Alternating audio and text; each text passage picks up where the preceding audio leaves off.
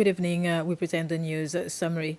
Representatives of organizations, agencies, associations, and foundations participated in a march organized to show support for the elderly and disabled people. The march was organized by the Ministry for Family, Youth and Sports to mark World Elder Abuse Awareness Day tomorrow. The march started at the post office, went through the town center, and ended at the bus terminal. There will be a symposium early next month to discuss changes to the existing laws to consider specific needs of those two groups of people. Celebrations for Father's Day started early at Perseverance Primary School with numerous activities organized in honor of the students' fathers. Many fathers spent the day at the school with their kids and had the opportunity to participate in several activities such as a special assembly of prayers and gospel songs, an aerobics class, and a race to Ansitwal district. The director of the school, Fred Azemia, reminded the fathers present that they had a special role to play not only in their children's lives but also in society. The Institute of Art and Design, SIAD, hosted the second edition of its annual Art Bazaar on its Answayal campus. A variety of items produced by the SIAD learners were displayed. Those included fashion items, fine art, soft furnishing, and graphics design work, and visitors were able to purchase the products. Operators with businesses in Port Victoria are not necessarily happy with the new concept of the Port Victoria Rehabilitation and Extension Project. This will consist mainly of the construction of a new 310-meter quay at the ex-Coast Guard base. The operators expressed their views during a meeting at the Docklands Auditorium, where they were presented with the environment and social impact assessment of the project approved in 2017. The concept that we presented today is for 310 meters of new quay for the Port Victoria Rehabilitation and Extension Project.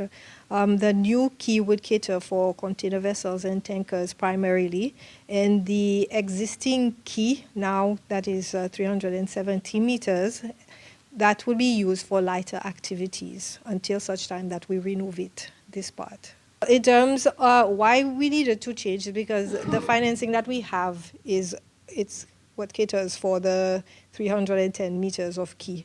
And a lot of things have changed since we secured the financing for this project.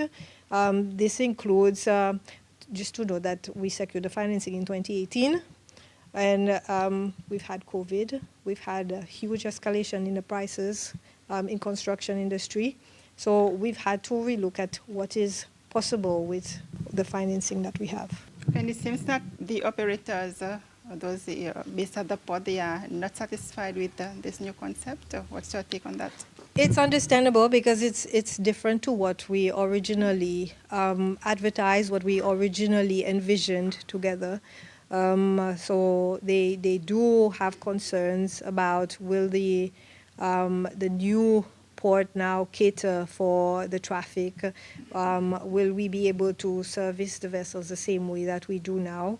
But we'd like to reassure them that we've done forecasts, and we see with what is planned with the existing services from the shipping lines and the planned use of mobile harbor cranes, we foresee that it will be manageable at least for the next 20 years. And maybe by then we would have renovated the next part of the quay. But it's still left to be seen how things play out. But the forecasts show that we can make do with this 310 meters.